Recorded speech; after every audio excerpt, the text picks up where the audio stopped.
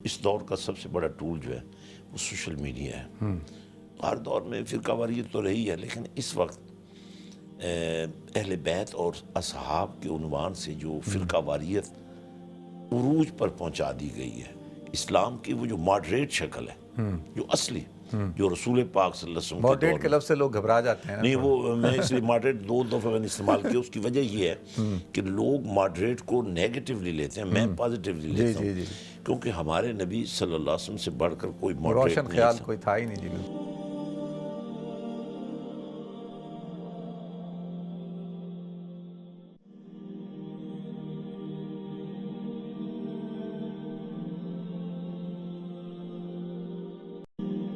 بسم اللہ الرحمن الرحیم۔ السلام علیکم ورحمۃ اللہ وبرکاتہ۔ ناظرین خیریت سے آپ حضرات ٹھیک ٹھاک ہیں؟ ماشاءاللہ آج کے پروگرام کے جو ہمارے مہمان ہیں وہ عالم اسلام کی ایک عظیم شخصیت ہیں، اور وہ خود کسی تعارف کے محتاج نہیں، ماشاءاللہ مختلف چینلز پہ آپ ان کو دیکھتے رہتے ہیں۔ ایک عالمی شخصیت ہیں اور بڑے ہی روحانی خاندان سے ان کا تعلق ہے، اور ماشاءاللہ یو کے میں بلکہ پوری دنیا کے اندر اور اسپیشلی پاکستان اور یو کے میں الحمدللہ کئی مدارس قائم کیے، کئی مراکز قائم کیے، اور ٹی وی چینلز کے حوالے سے آپ ان کو دیکھتے ہیں۔ تکبیر ٹی وی میں ماشاءاللہ مستقل پروگرام کرتے ہیں، اور یہاں پر خاص طور پر جو نوجوانوں کے اندر اور فیملیز کے اندر جو علمی شعور اور آگاہی کو جو پیدا کیا، وہ ان کی شخصیت کا ہی وتیرہ ہے۔ تو آج ہمارے اسلام چینل کی بڑی خوش قسمتی کہ اسلام چینل جو جس جگہ پہ آج موجود ہے اس میں آج حضرت پہلی دفعہ تشریف لائے۔ ابھی کچھ عرصے پہلے ہماری ایک جگہ ملاقات ہوئی تھی، مہاتر محمد صاحب کے اعزاز میں ایک پروگرام کیا تھا، تو وہاں پر ماشاءاللہ ہمارے جو چیئرمین ہیں محمد علی صاحب، انہوں نے بھی اور میں نے بھی ان سے گزارش کی تھی کہ کبھی آپ ہمارے چینل پہ تشریف لائیں۔ تو ماشاءاللہ آج جو چینل پہ آئے تو ملاقات کرنے کے لیے تھے، ہم نے سوچا کیوں نہ آپ حضرات سے بھی ملاقات کروائی جائے۔ تو میری مراد جو ہے سلطان باہو ٹرسٹ جو ہے، بڑا مشہور و معروف ٹرسٹ ہے، اس کے آپ چیئرمین ہیں۔ صاحبزادہ سلطان فیاض الحسن صاحب قادری ہمارے درمیان موجود ہیں۔ حضرت بہت بہت شکریہ آپ کا، آپ تشریف لائے اسلام چینل اور آج اسٹوڈیو میں بھی پروگرام میں بھی، بہت شکریہ آپ کا۔ تو آپ کو کیسا لگا آج یہاں آ کے؟ بہت اچھا لگا ہے۔ اصل میں تو محمد علی بھائی جو ہیں ان کا ویژن ہی بڑا کلیئر ہے جی، اسلام کے عنوان سے، اسلام کے کام سے، ہر حوالے سے۔ جی، تو وہ پوری جو ان کی پیشہ ورانہ وہ ایکسپرٹیز ہیں، اس کا میں نے یہاں بڑا حسن امتزاج دیکھا۔ جی، یعنی اسلام کو ماڈریٹ طریقے سے اور اسلام کو خوبصورت طریقے سے پیش کرنے کا اس سے اچھا اہتمام کہیں میں نے نہیں دیکھا۔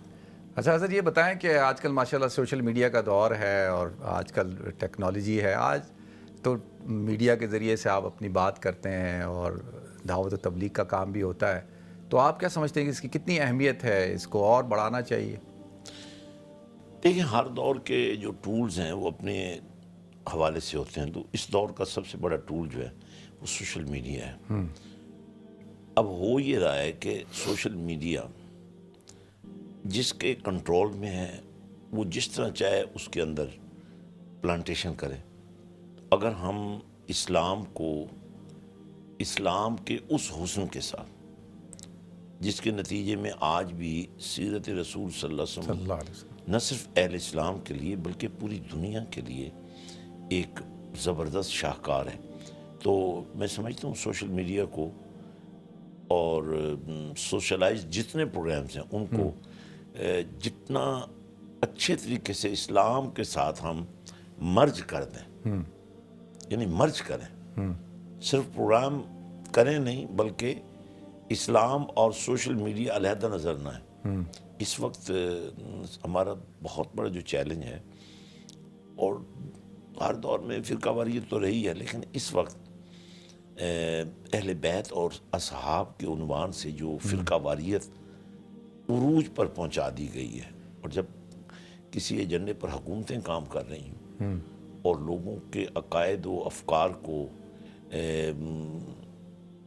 گھٹ بڑھ کرنے کی کوشش کر رہے ہیں، تو میرا خیال ہے دس از دا رائٹ ٹائم کہ ہم سوشل میڈیا کو اسلام کی وہ جو اصل شکل ہے جی، اجاگر کرنے میں استعمال کریں، تو ایک ہم آہنگی جو پیدا کرنی بڑی ضروری ہے. ہم نے اس کا ایک تجربہ کیا وہاں پاکستان میں نے مسجد حسین بنائی ہے, وہاں ڈسٹرکٹ جنگ میں حضرت سلطان باہو کا جہاں شرائن ہے, تو وہاں میں نے تقریباً کو 25 ایکڑ پر وہ پھیلی ہوئی ہے. یعنی کسی یونیورسٹی میں مسجد کا ہونا کمال نہیں, کسی مسجد میں کسی یونیورسٹی کا ہونا, یہ ہم نے اس کو بنیاد بنایا.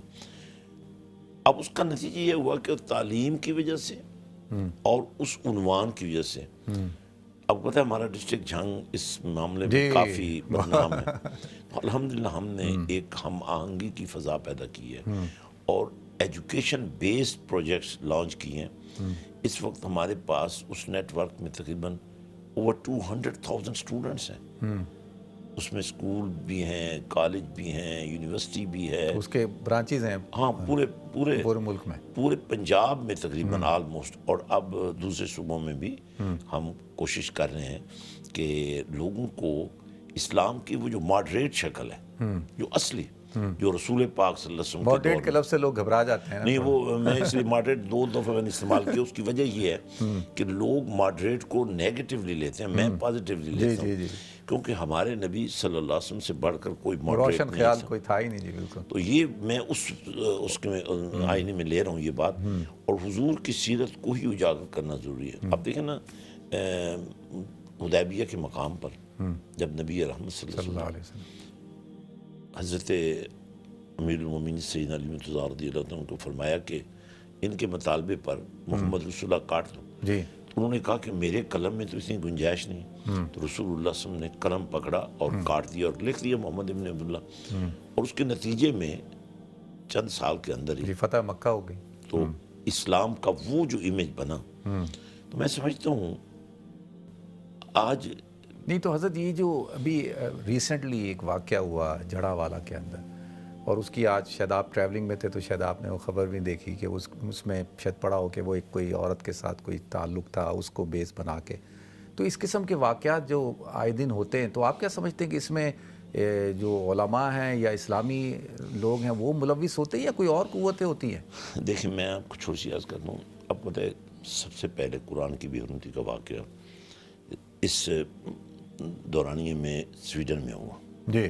پھر میں وہاں گیا تھا, تو مجھے پتہ چلا کہ اس میں گورنمنٹ انوالو ہی نہیں ہے, نہ پولیس انوالو ہے. اب یہاں چونکہ وہ جو کہتے ہیں نا کہ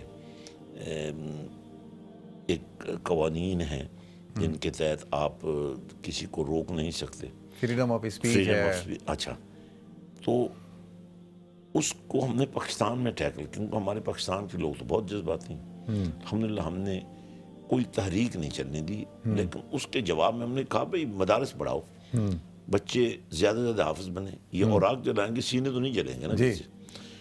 اب یہ واقعہ آل آف سڈن ہوا, اور اس میں جو میری ریسرچ کے مطابق وہ جو لوکل اے سی تھا اس کی غلطی تھی. وہ اگرچہ اس طرح کا عیسائی نہیں تھا, لیکن اس کو شاید یہ ڈر ہوا کہ کوئی ایسا نہ ہو جائے. تو وہ تمام معاملات ہاتھ سے نکالنے میں آفیشلز کا بہت بڑا رول ہے. اب علماء کرام تو جذباتی ہوتے ہیں, وہ اس سے پہلے کہ وہ پورے ملک میں کوئی اس کے بارے میں غور و فکر کیا جاتا, سب کچھ تو ہو گیا تھا, اور یہ بڑی بد نصیبی ہوئی. اب اس میں وہ لوگ شامل ہو جاتے ہیں جو گینگسٹرز ہوتے ہیں, جن کا اسلام سے کوئی تعلق ہی نہیں ہے, جن کا اسلام سے کوئی تعلق نہیں ہے, لیکن جب ظاہر ہے جب آگ لگتی ہے شرپسند لوگ, ہر ایک اپنے مقاصد کو پورا کرتا ہے. ہمارے علماء نے قطعاً کوئی مداخلت نہیں کی, لیکن جب جذبات میں لوگ ہوتے ہیں تو بہت کچھ کرتے ہیں. تو سچی بات تو یہی ہے کہ وہ مس ہیپ ہوا ہے, اور ہمارے امیج پر بہت بڑا داغ لگا ہے. ہم یہ کرتے ہی نہیں ہیں, ہمیں کرنا بھی نہیں چاہیے.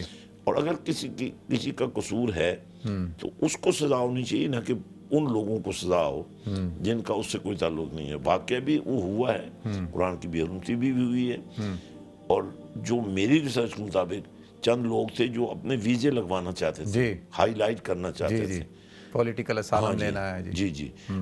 حقیقت اس کی کوئی نہیں ہے، اور پاکستان میں کافی مزاج اب لوگوں کا بن گیا ہے، اس کی وجہ سے امیج بہت خراب ہوا نا پوری دنیا کے اندر جو ورلڈ میں ہے۔ بڑا جی جی شرمندگی ہوئی ہے اور بڑی شرمساری ہوئی ہے، کیونکہ اسلام کا تو یہ امیج ہی نہیں ہے نا، اسلام تو اس کی اجازت ہی نہیں دیتا۔ تو اللہ تعالیٰ مجھے بھی عمل کرنے کی توفیق عطا فرمائے، آپ سب حضرات کو عطا فرمائے۔ وآخر دعوانا الحمدللہ رب العالمین۔